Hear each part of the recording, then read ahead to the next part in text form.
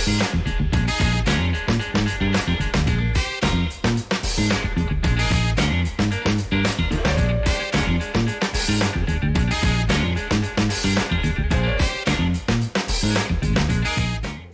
pagi Bapak Ibu pegawai di Pertolongan.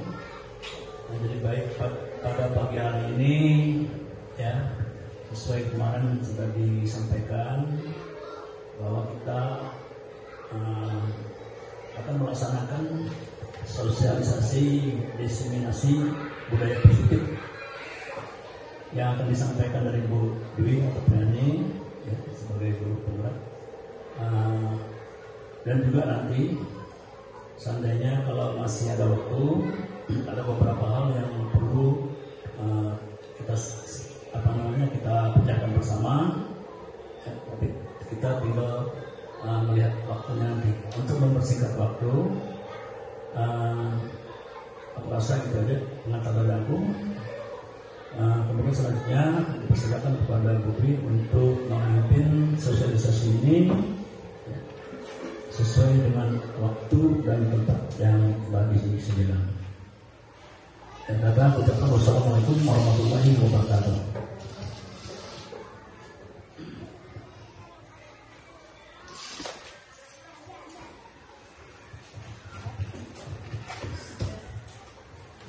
Assalamualaikum warahmatullahi wabarakatuh.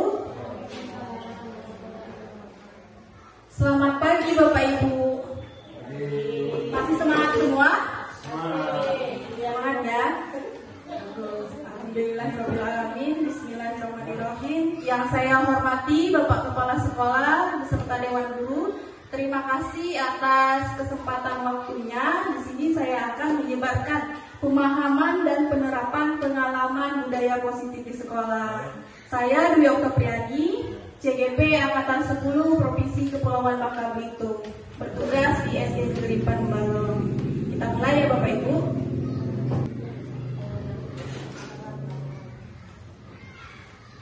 Nah, sebelum kita mulai, di sini saya ingin bertanya, apakah Bapak Ibu setuju bila yang pertama pemberian hukuman dapat mendisiplinkan siswa? Yang setuju boleh angkat tangan Bapak Ibu. Ada yang setuju? Ya, jangan takut ya, karena di sini kita bebas berpendapat. Ya, setuju ya. Ada orang berapa yang setuju? Tadi angkat tangan hampir semua ya. Cuma Bu Fitri ya yang tidak. Yang kedua, pemberian hadiah meningkatkan prestasi siswa. Setuju atau tidak? Setuju. Berarti ibu-ibu semua sering ya memberikan hadiah kepada anak-anaknya. Bagus. Yang ketiga, guru harus mampu memberikan solusi untuk setiap siswa yang bermasalah. Setuju atau tidak?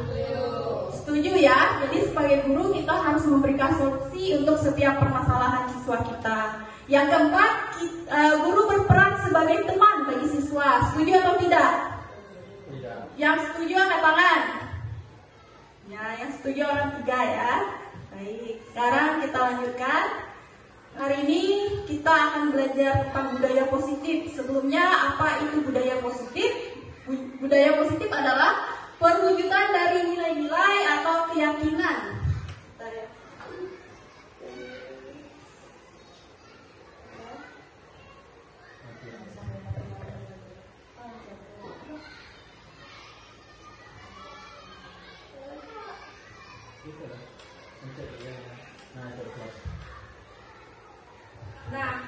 Sampai mana tadi? Apa itu budaya positif? Budaya positif adalah perwujudan dari nilai-nilai atau keyakinan universal yang diterapkan di sekolah. Nah, nilai-nilai ini adalah nilai-nilai yang baik atau yang buruk, Bapak Ibu? Yang baik ya. Contohnya apa? Bisa tidak Bapak Ibu? Contoh nilai-nilai kebaikan. Sebutkan saja, jangan takut. Contohnya apa Bapak Ibu? Apa nilai-nilainya Bapak Ibu? Contohnya sesuai dengan judul kita tadi, disiplin positif, disiplin, terus apa lagi? Kejujuran, apa lagi nilai-nilai yang baik Bapak Ibu? Bugena atau bugena guru agama? Nah, tanggung jawab, terus apa lagi? Sopan santun, ada banyak sekali ya Bapak Ibu. Di sini kita akan mempelajari konsep inti budaya positif. Ada 6 poin. Yang pertama disiplin positif, yang kedua kebutuhan dasar manusia, yang ketiga motivasi perilaku manusia, yang keempat posisi kontrol guru, yang kelima keyakinan kelas, dan yang terakhir itu segitiga restitusi. Dari 6 poin ini, mana menurut Bapak Ibu yang asing mendengarnya? Yang poin nomor berapa?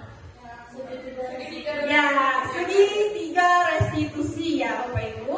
Mungkin kita di sini pernah melakukannya, hanya namanya saja kita tidak tahu, istilahnya saja. Pasti kita pernah melakukannya, walaupun hanya satu tahapan saja. Kita lanjut. Nah, miskonsepsi tentang teori kontrol. Yang pertama, ilusi guru mengontrol murid. Benar atau tidak kita yang mengontrol murid kita? Benar. Menurut mereka benar ya. Padahal tidak, Bapak Ibu. Di kelas kita masih ada tidak murid yang tidak mengerjakan PR? Masih ada?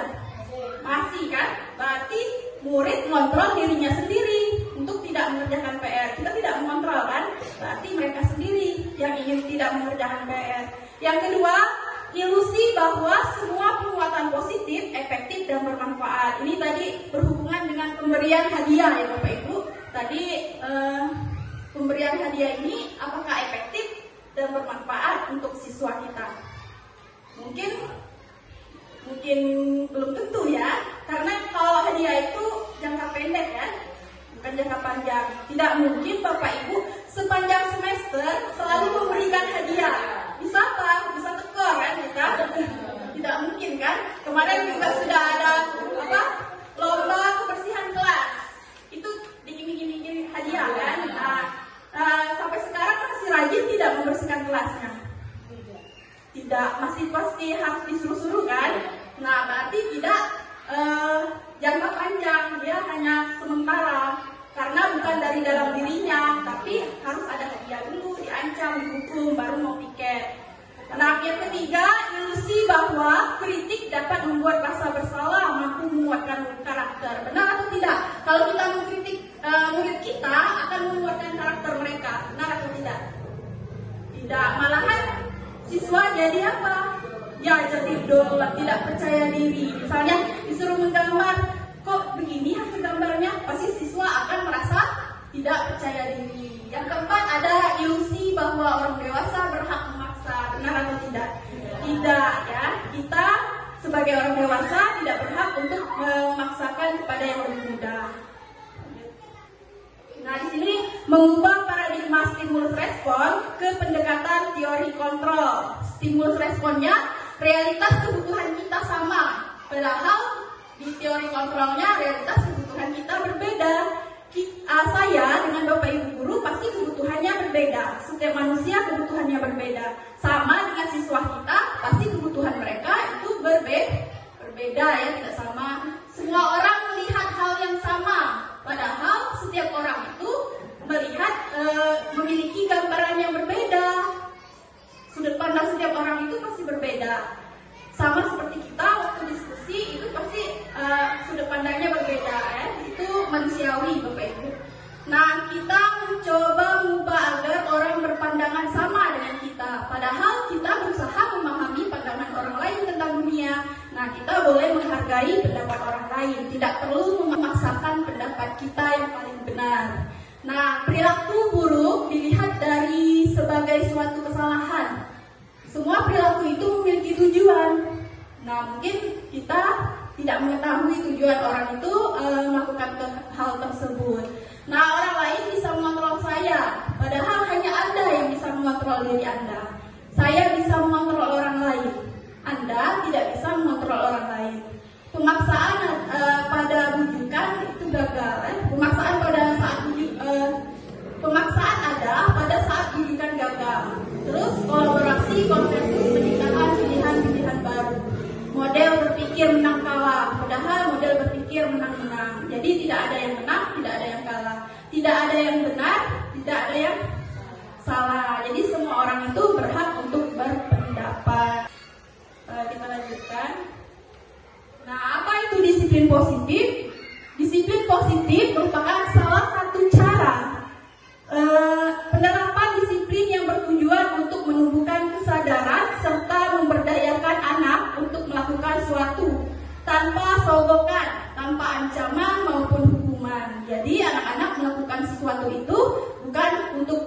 dapat hadiah, bukan karena takut dihukum, tapi dari dalam dirinya sendiri. Nah, sebagai pendidik, tujuan kita adalah menciptakan peserta didik yang memiliki disiplin diri sehingga mereka berperilaku mengacu kepada nilai-nilai kebajikan universal dan memiliki motivasi intrinsik dalam perubahan perilaku ke arah yang lebih baik. Jadi motivasi intrinsik ini berasal dari diri dalam peserta didik kita, bukan karena sogokan, ancaman maupun hukuman. Tapi yang terjadi di lapangan biasanya apa Bapak Ibu? Harus dihukum dulu, ditakut-takuti dulu, baru berperilaku yang baik. Nah, kita akan mengubah anak murid kita supaya bisa punya kesadaran sendiri, ada motivasi intrinsiknya. Kan? Di sini nilai-nilai kebajikan universal pada dimensi profil pelajar Pancasila. Kalau yang sudah kurikulum merdeka pasti sangat paham ya dengan dimensi-dimensi ini. Kalau Bu Enda pasti hafal kan? Kalau sudah kurikulum merdeka yang pertama itu ada apa Bu? Apa?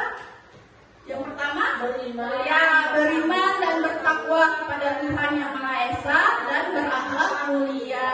Yang kedua, berkebinekaan global. Yang ketiga, bergotong royong, kreatif, bernalar kritis, dan mandiri. Ini adalah nilai-nilai kebajikan ya. Sebenarnya ada banyak nilai kebajikan, tapi karena kita di sekolah ini mengacu pada profil pelajar Pancasila, dimensinya ada 6 ini.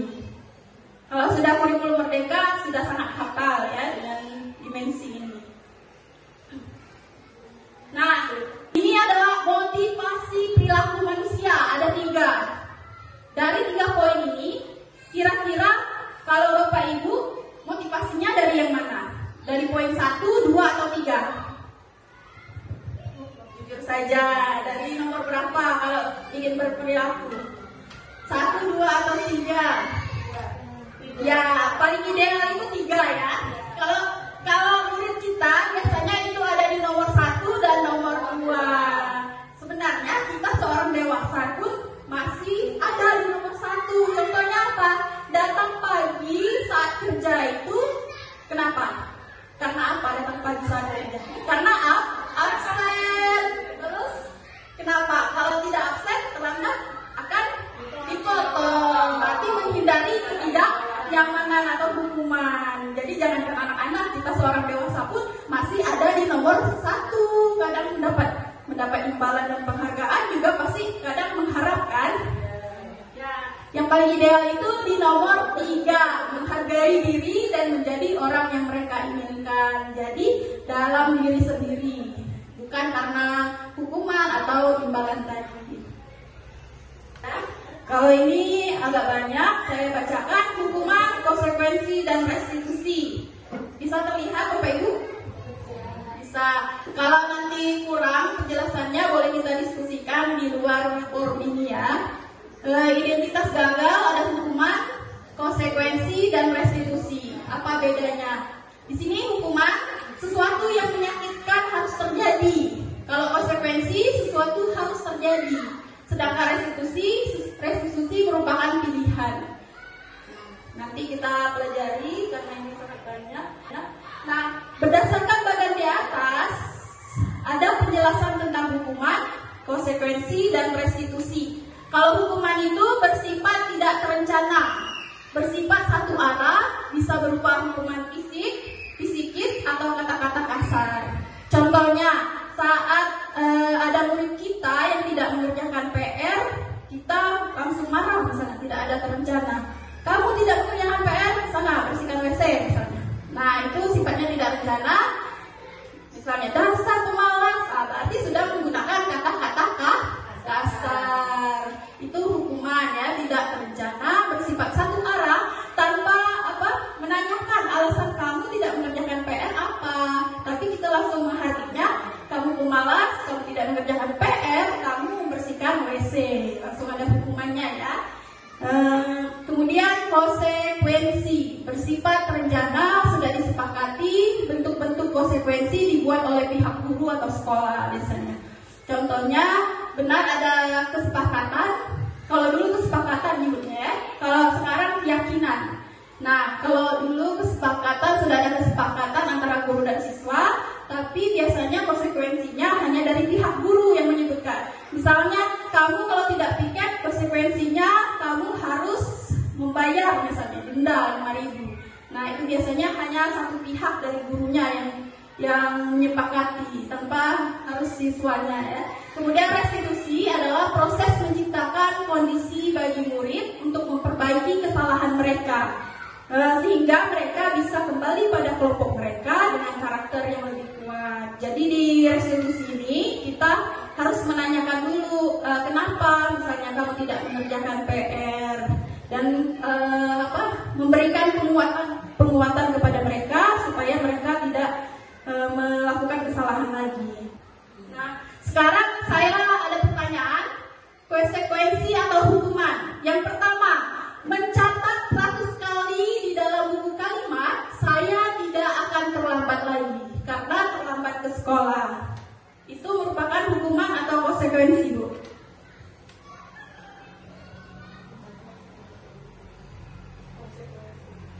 Konsekuensi. Benar atau salah? Benar atau salah, Bapak Ibu? Konsekuensi. Jangan takut. Apa? Konsekuensi. Karena masih berhubungan ya. Lari mengelilingi lapangan basket 2 kali karena terlambat ke sekolah. Itu sudah jelas hukumannya. Sekarang membersihkan coretan yang dibuatnya di meja tulis. Ya, konsekuensi. Murid diminta untuk push up 15 kali karena tidak menggunakan masker ke sekolah. Hukuman. Pintar-pintar ini guru kelas 2 dan kelas 6. Yang lainnya boleh berpendapat, yaitu Bapak Ibu jangan takut karena kita belajar bersama di sini. Kemudian berdiri di depan kelas sambil mengangkat kaki. Hukuman. Ya, karena tidak bisa menjawab pertanyaan. Hukuman. Karena kalau anak tidak bisa, itu harusnya tidak mengangkat kaki ya solusinya. Nah, membersihkan WC karena merusak pensil teman. Hukuman atau konsekuensi? Hukuman atau konsekuensi? Hukuman. Karena yang dirusak itu pensil, tidak ada hubungannya dengan WC. Nah, ini guru PJOK. Lari keliling lapangan karena terlambat 10 menit saat pelajaran PJOK. Konsekuensi. Kenapa? Padahal ini di nomor 2 juga sama-sama lari. Kenapa? Ya, karena masih berhubungan dengan pelajaran PJOK. Bagus, pintar sekali Bapak Ibu. Tepuk tangan untuk kita semua.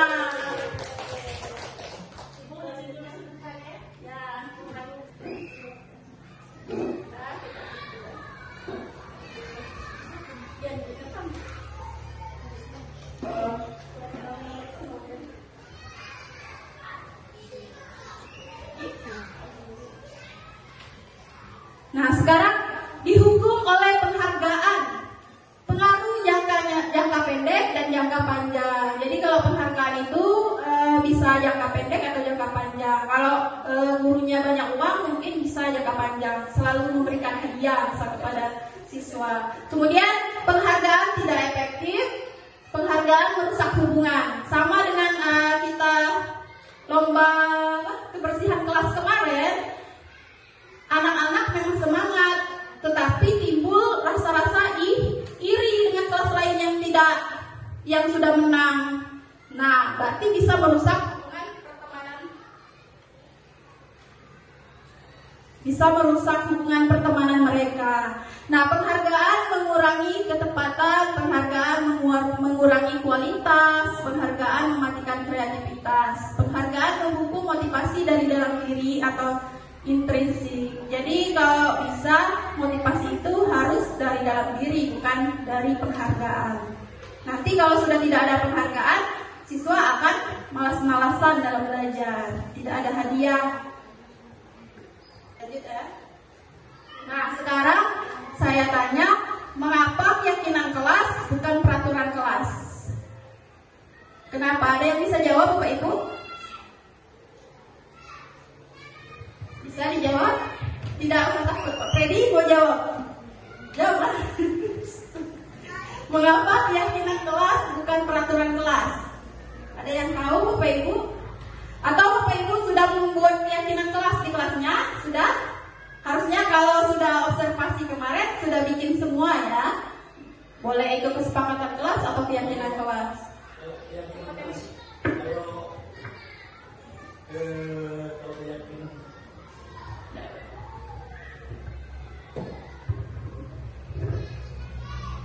kemungkinan ini ya. Jadi kalau keyakinan kelas itu kemungkinan ini kesepakatan yang sudah disepakati dari siswa.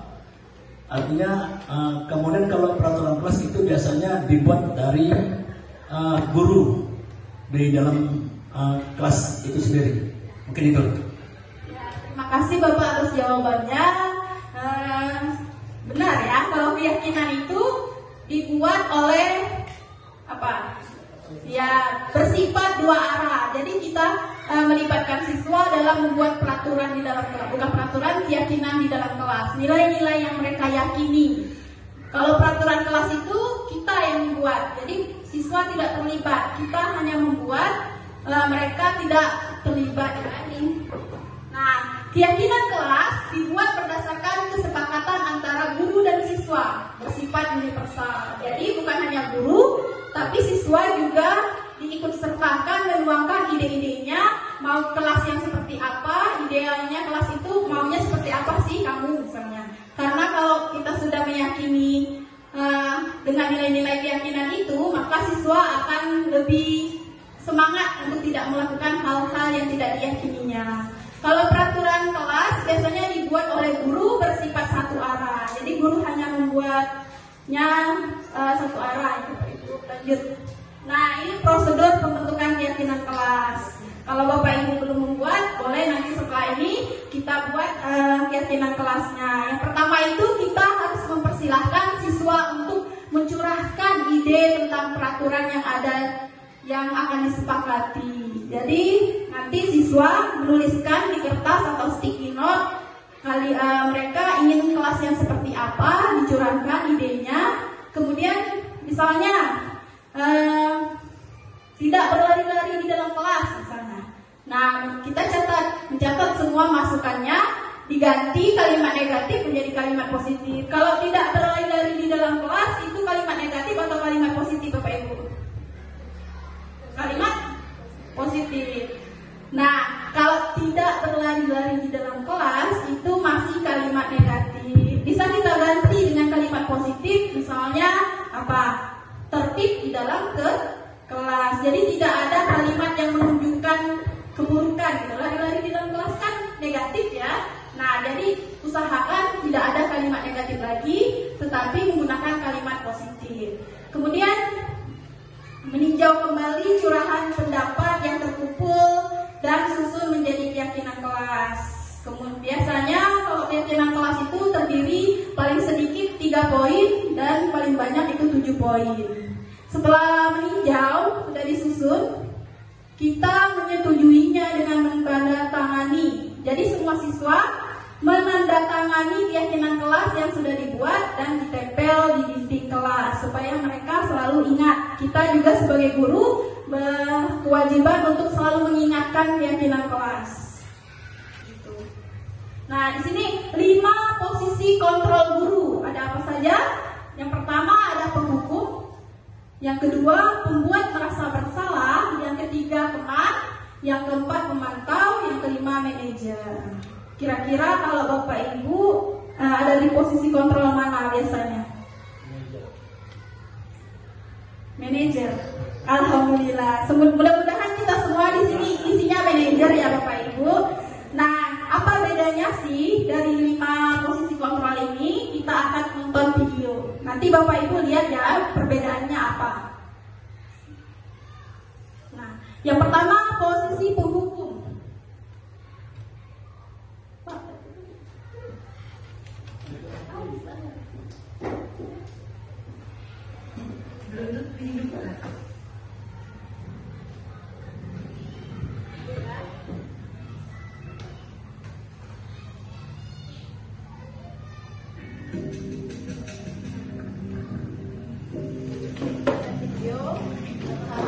Ini posisi penghukum ya Bapak Ibu.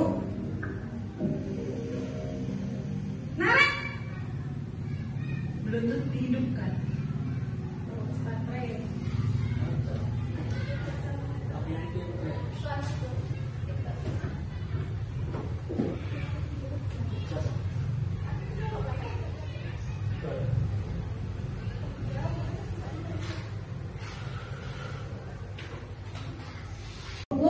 Contohnya, perhatikan nanti perbedaannya ya Bapak Ibu.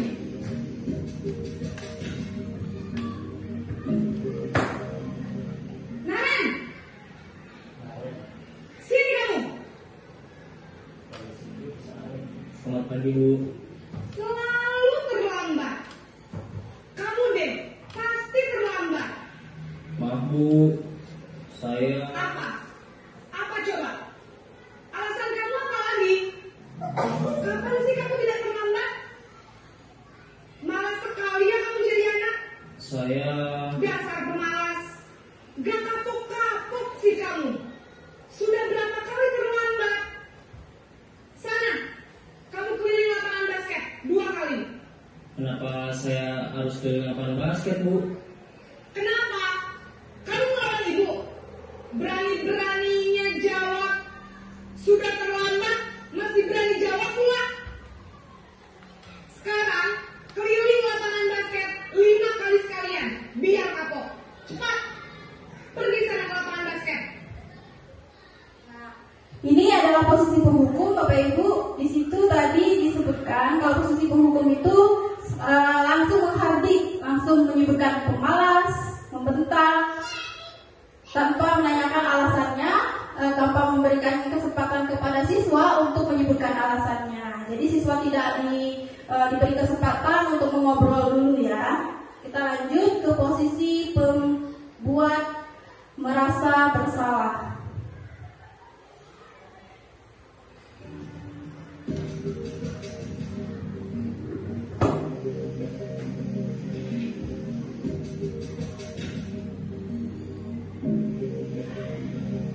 Naren,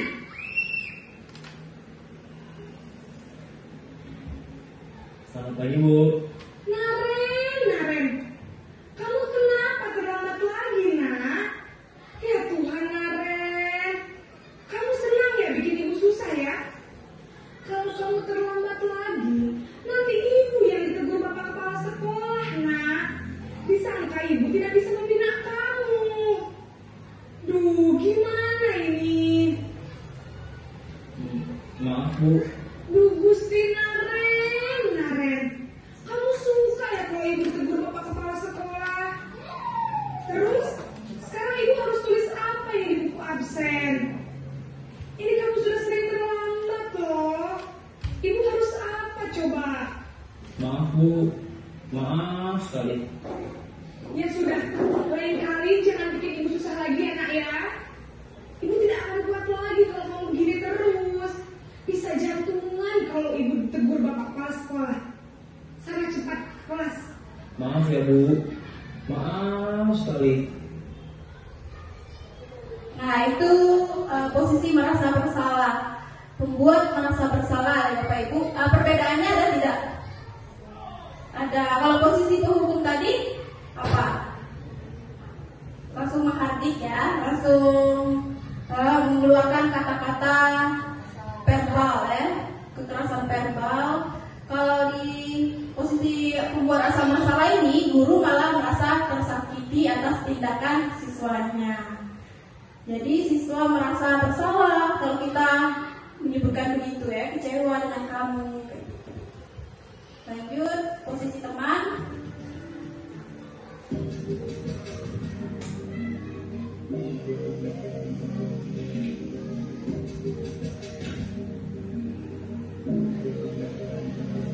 Naren,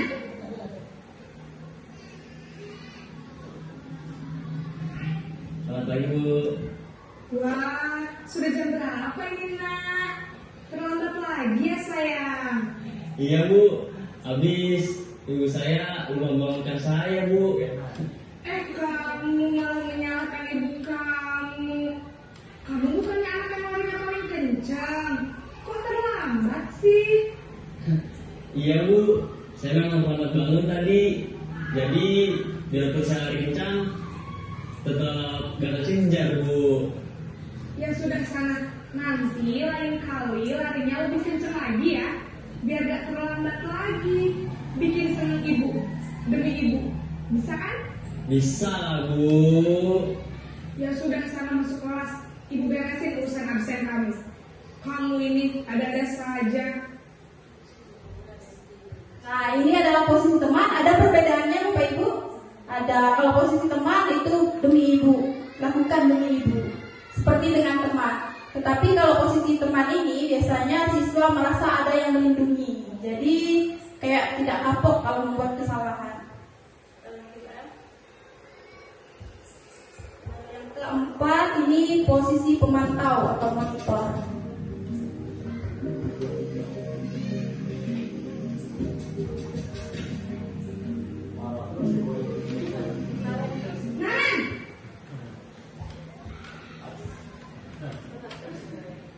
Selamat pagi, Bu. Naren, apa peraturan sekolah kita tentang jam berapa kita harus masuk sekolah, Nak? Kita harus di sekolah jam 7, Bu. Iya betul, sekarang sudah jam 7.20. Naren sudah tahu konsekuensinya jika terlambat hadir. Paham, Bu. Saya harus tinggal kelas pas jam istirahat selama 20 menit. Iya benar, konsekuensinya demikian. Jadi nanti jam 9.30 pas istirahat, kamu harus tinggal di kelas, kerjakan tugas tambahan untuk ketertinggalan kamu, ya? Baik, Bu. Nah, ini posisi pemantau. Biasanya kalau posisi pemantau ini selalu mengkaitkan dengan peraturan kelas. Jadi biasanya orang yang idealis ya, selalu melihat peraturan. Kalau Bapak Ibu nanti lihat ya pada posisi mana kerja. Sekarang posisi yang terakhir manajer. Mudah-mudahan manajer semua di sini ya. Naren,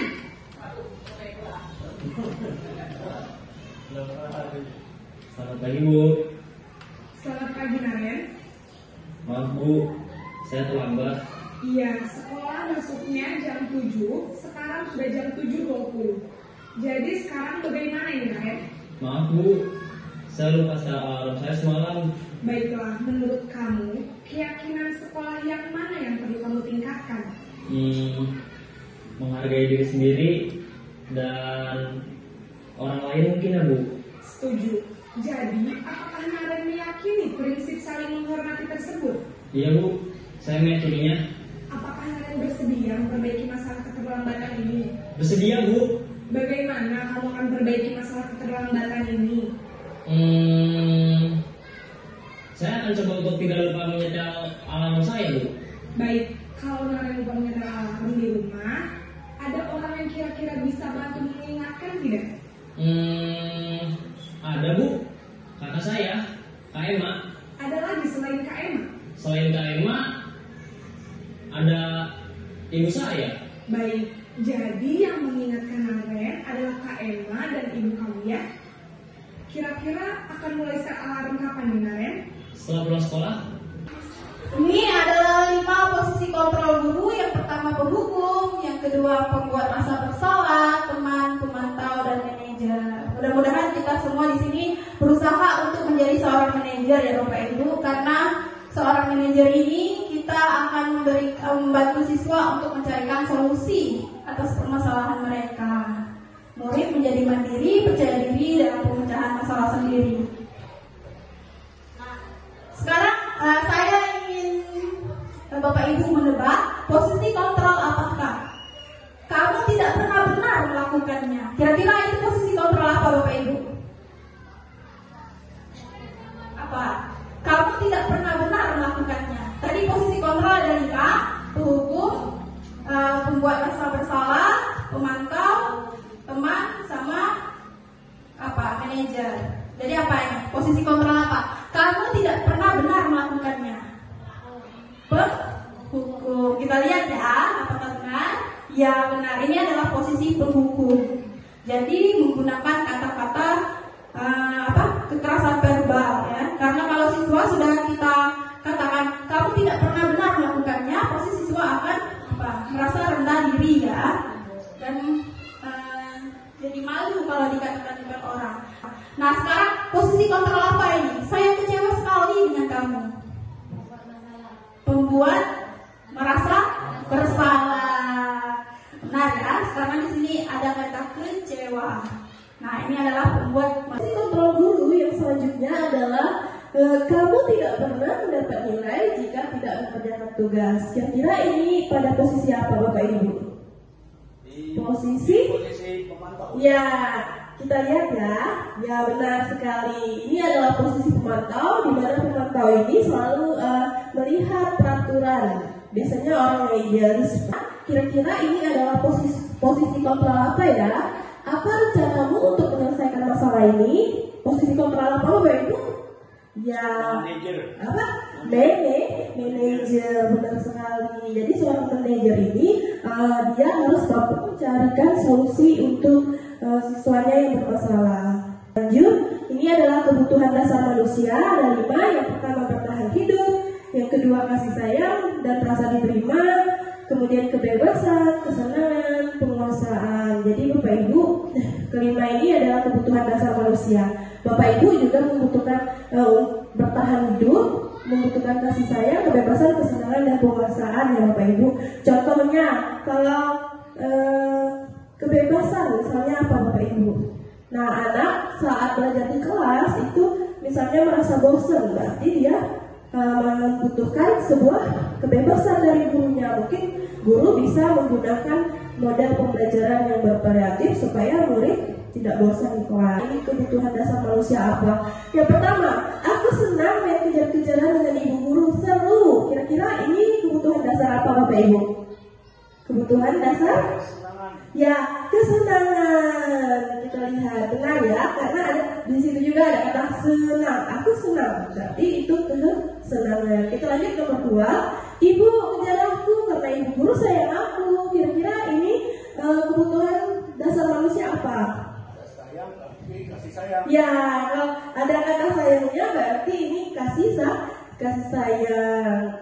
Kemudian aku hebat kan, bisa bikin ibu guru kejar aku. Kira-kira ini kebutuhan dasar apa? Kebutuhan dasar penguasaan. Ya, kebutuhan dasar penguasaan. Kemudian yang keempat, aku bosan belajar mewarnai terus di dalam kelas. Kira-kira ini kebutuhan dasar apa Bapak Ibu? Ya, kebebasan. Jadi siswa ini membutuhkan kebebasan. Mungkin kita sebagai guru sering menggunakan metode ceramah sehingga murid kita itu merasa bosan. Jadi mereka ingin kebebasan. Lanjut ya Bapak Ibu. Sekarang dunia berkualitas. Nanti saya akan menanya Bapak Ibu. Jangan takut untuk menjawabnya. Satu guru satu ya. Yang pertama, siapakah orang-orang yang paling penting dalam hidup Anda? Siapa dulu? Nah, itu Bu Eka ya.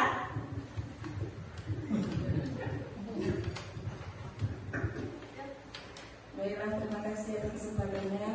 Menurut saya, orang yang paling penting dalam hidup saya adalah terutama keluarga. Karena dengan adanya keluarga, semuanya akan mudah tercapai. Terutama orang tua, yaitu bapak dan suami. Terima kasih. Baik, sangat bagus sekali jawabannya. Ya benar, memang keluarga itu adalah hal yang utama ya. Apalagi orang tua, doa-doa dari orang tua kita itu sangat berpengaruh untuk keberhasilan kita. Yang kedua, nilai-nilai kebajikan apa yang paling terpenting dalam hidup Anda? Nilai kebajikan ini adalah nilai-nilai yang baik. Siapa yang ingin menjawab? Nilai-nilai yang baik yang paling penting dalam hidup Anda. Anda harus ada nilai apa yang paling baik di dalam hidup Anda? Nilai-nilai kebajikan apa yang penting? Bu Fitri, ya sedang Bu Fitri, boleh dijawab.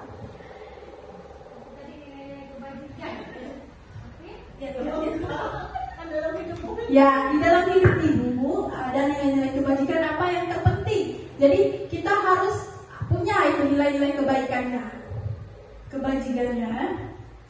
Kalau nilai kebajikan yang terpenting ketika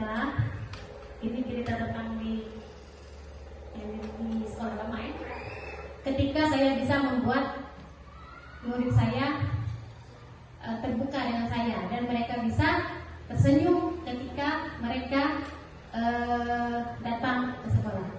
Ya, terima kasih. Ya, berarti Bu Fitri ini adalah guru yang sangat disukai oleh siswanya ya, menjadi orang yang yang memberikan energi positif terhadap lingkungan sekitarnya. Bagus sekali.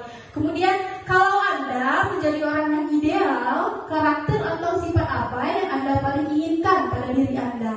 Nah, mau punya karakter seperti apa? Boleh? Siapa? Dijawab saja, jangan takut. Yes. Baik, kalau saya menjadi orang yang idealnya ini apa? Ideal itu yang terbaik. Yang terbaik. Ya, menurut Bapak, ya. Versi Bapak. Kalau saya sebagai menjadi orang yang ideal, yang pasti saya ingin menyayangi yang keluarga, keluarga atau mengajari disiplin. Ya itu aja. Ya, sudah bagus sekali ya, benar. Jadi Pak Freddy ini ingin menjadi orang yang penuh kasih sayang dan tetap harus disiplin ya. Terus apa pencapaian Anda yang Anda sangat banggakan selama terserah, boleh di luar keguruan ini, boleh di keluarga misalnya, dalam kehidupan. Pencapaian apa yang pernah Anda sangat banggakan? Boleh dah? Mau?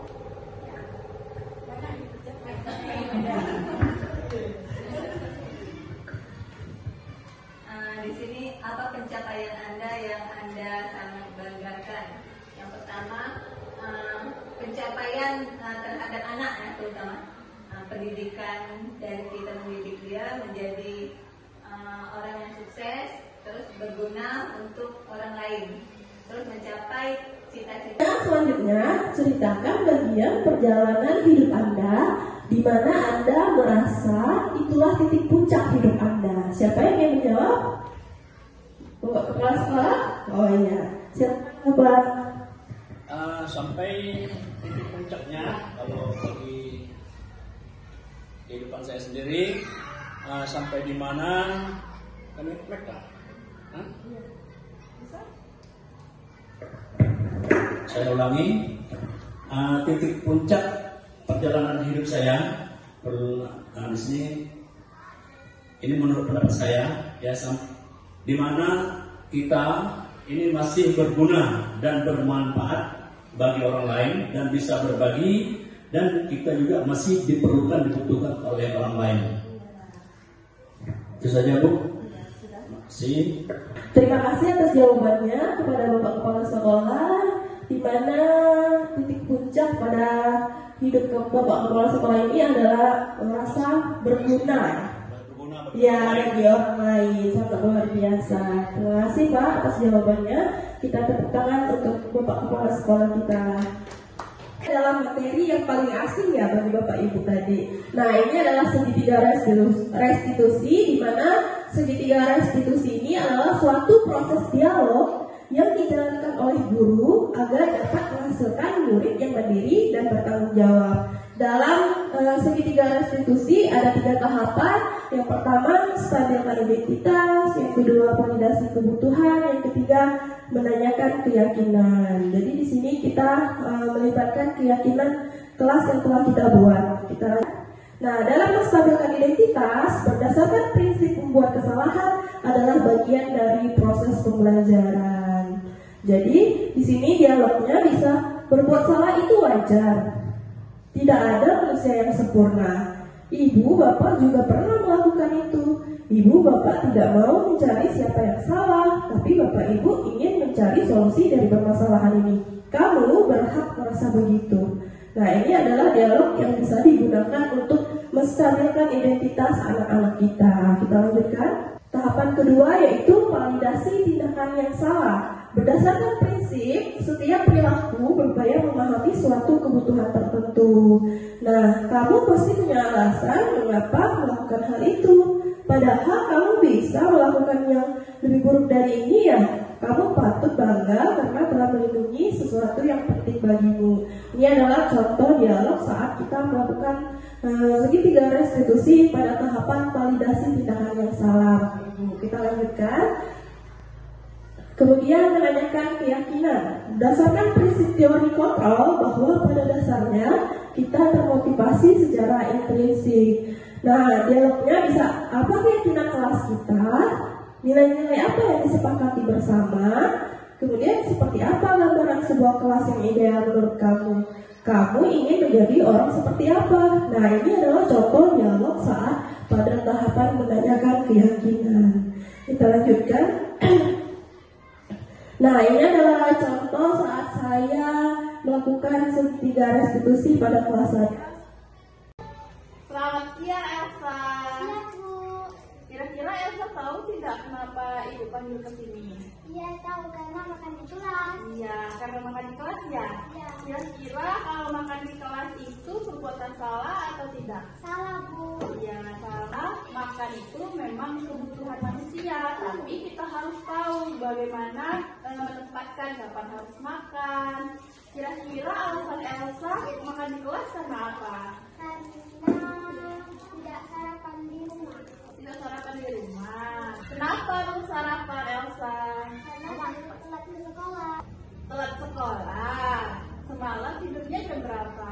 Jam 9. Supaya kamu tidak makan di kelas lagi, kamu harus apa, Elsa? Sarapan dulu. Ya, harus sarapan dulu ya, supaya nanti tidak kelaparan saat pelajaran. Mbak Elsa, masih ingat tidak keyakinan kelas yang kita buat?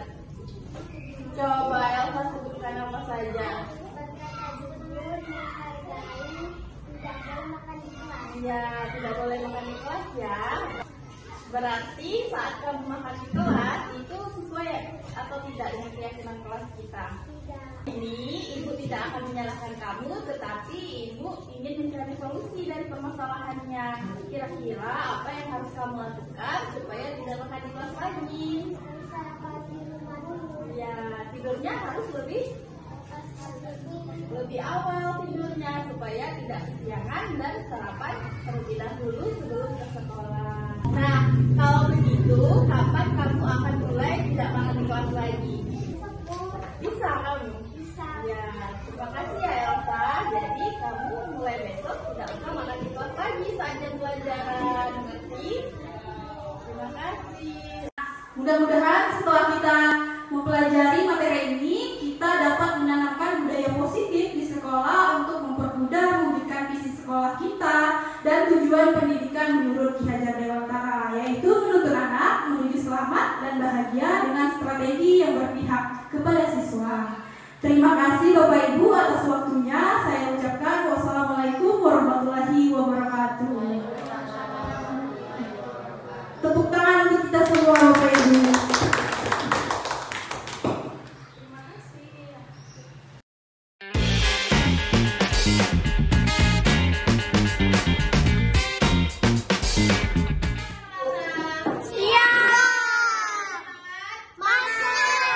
Hari ini kita akan membuat keyakinan kelas.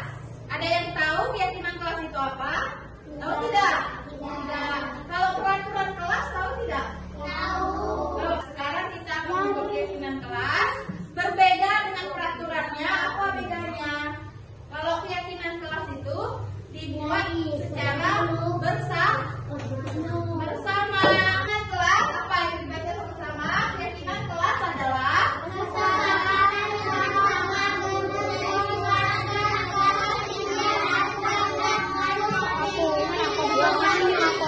keyakinan kelas adalah kesepakatan antara guru dan siswa. Jadi dibuat secara bersama-sama. Nah, sebelumnya kita sudah ada aturan kelas, yaitu di sebelah sini sudah ditempel.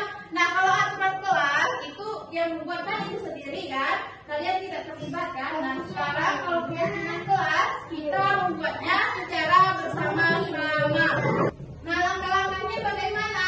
Langkah-langkahnya membuat keyakinan kelas yaitu yang pertama apa? Mempersilahkan siswa untuk mencurahkan ide tentang peraturan yang akan disepakati. Nanti kalian membuatnya bersama-sama, bukan hanya Yaris, bukan hanya lupa misalnya, tapi semua yang ada di semuanya terlibat untuk menulisnya.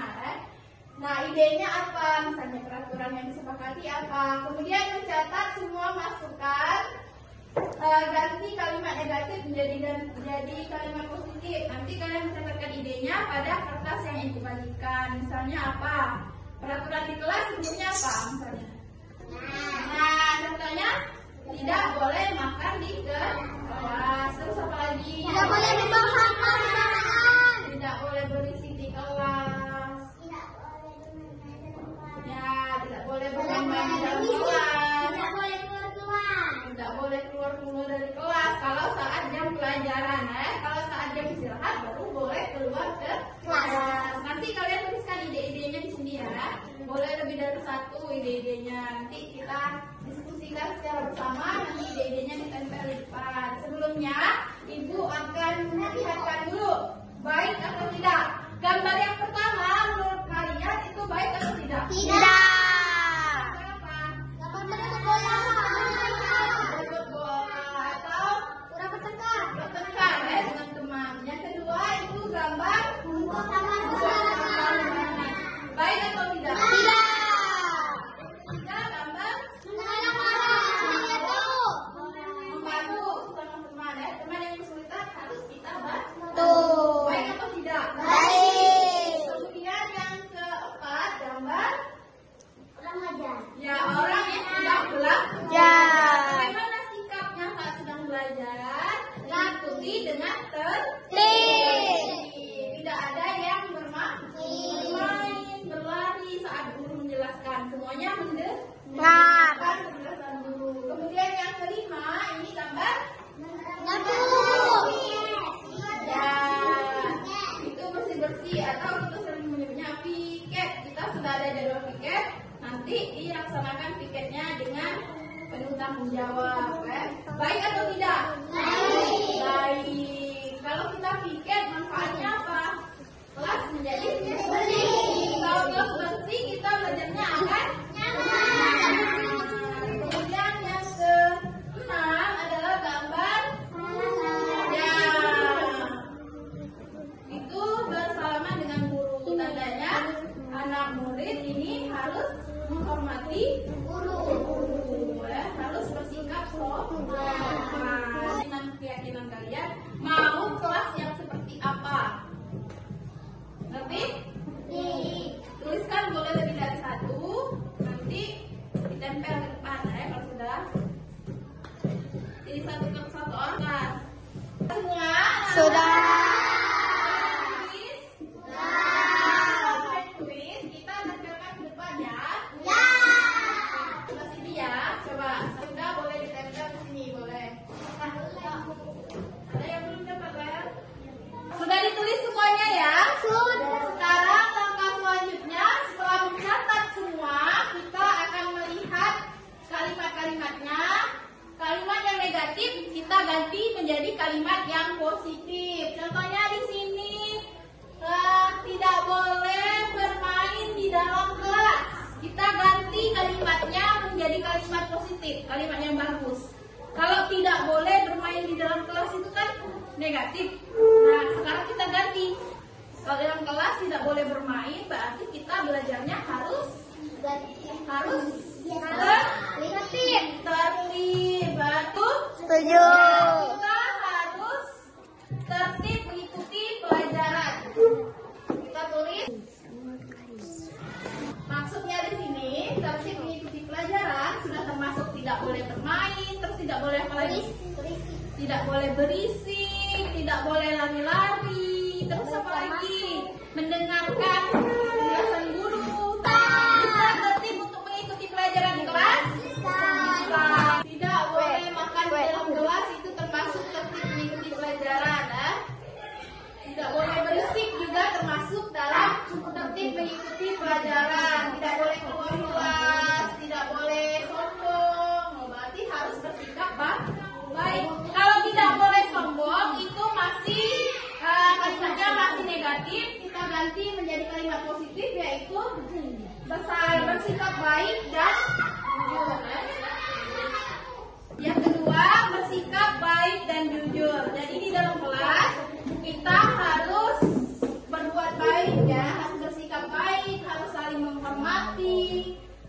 tidak boleh sombong, kata temannya tepat, tidak boleh mengejek, itu termasuk ke bersikap baik dan jujur. Bisa anak-anak semuanya bersikap baik dan jujur? Bisa. Kalau bisa kita sudah tulis ya, kita sepakati. Selanjutnya yang ketiga, tidak boleh telat masuk ke sekolah. Tidak boleh telat masuk ke sekolah. Juga kalimat negatif kita ganti dengan kalimat positif, yaitu apa? Tidak boleh telat masuk ke sekolah. Berarti harus apa? Harus apa? Harus tepat waktu. Ya, harus masuk ke sekolah tepat waktu. Benar. Terus ya.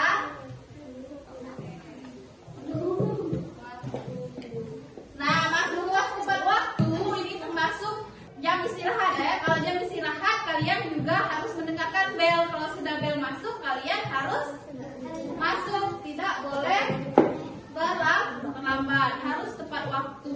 Bisa disepakati? Bisa anak-anak semua masuk kelas tepat waktu? Bisa. Sepakat ya? Siap.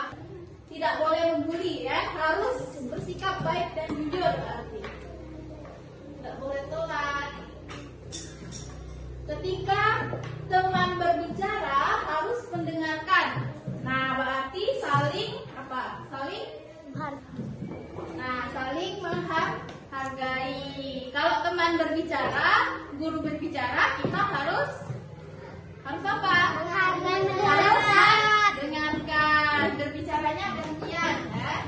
Harus saling menghargai. Siapapun yang berbicara di depan kita harus mendengarkan. Bisa disepakati saling menghargai? Bisa. Boleh merusak apapun di kelas, ini kata Fiona. Berarti ini kalimat negatif ya, tidak boleh merusak apapun di kelas. Berarti kalimat positifnya apa? Menjaga kebersihan. Bukan kebersihan, menjaga fasilitas umum sekolah. Nomor 5, menjaga fasilitas kelas. Nah, menjaga fasilitas kelas ini termasuk tidak merusak peralatan yang ada di kelas. Contohnya apa? Kalau mencoret meja itu termasuk merusak tidak? Merusak.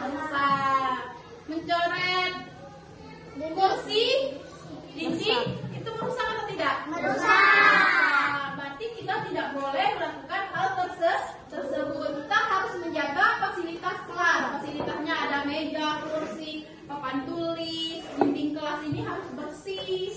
Boleh membuang sampah sembarangan. Artinya itu kalimat positifnya apa? Kalau tidak boleh membuang sampah sembarangan. Jaga kebersihan kelas. Yang keenam, menjaga kebersihan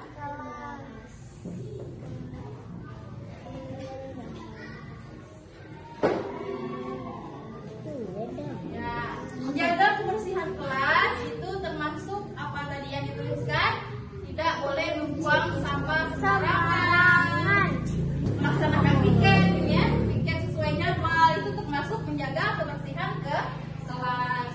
Kita kelas 3 kita baca sama-sama. Yang pertama, tertib mengikuti pelajaran. Bisa disepakati? Bisa. Jadi kita harus tertib mengikuti pelajaran. Tidak boleh apa?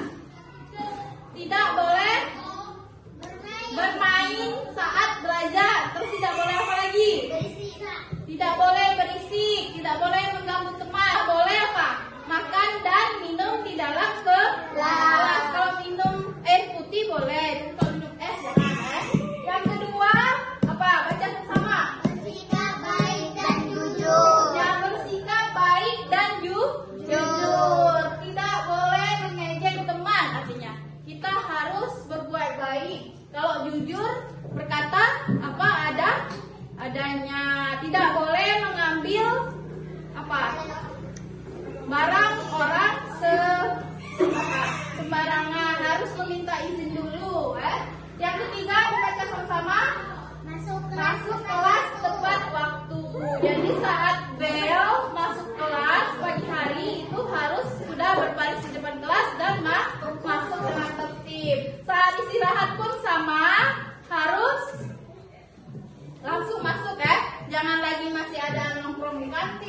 semuanya, tapi harus cepat-cepat bergegas ke kelas. Makanya harus cepat dihabiskan ya. Kemudian yang keempat, baca sama-sama, saling menghargai. Coba fasilitas kelas. Bisa kalian menjaga fasilitas kelas? Bisa. Kemudian menjaga kebersihan kelas dengan melaksanakan tiket sesuai jadwal. Membuang sampah pada tempatnya.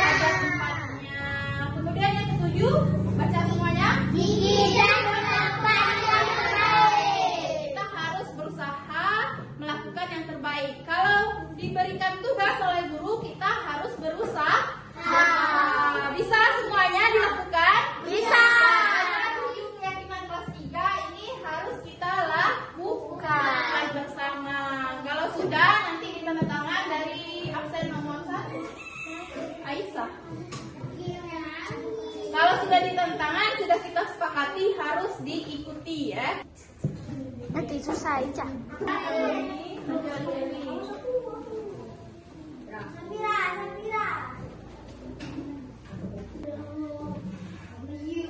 Kalau sudah ditandatangani berarti sudah sepakat ya.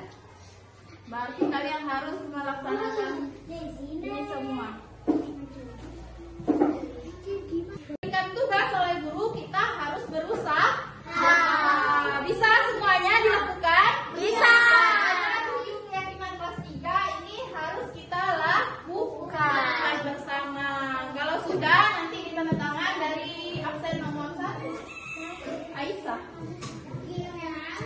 Kalau sudah ditandatangan, sudah kita sepakati harus diikuti ya. Nanti susah aja.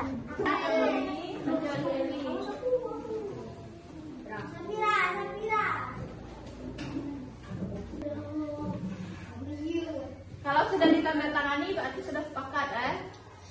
Berarti kalian harus melaksanakan ini semua.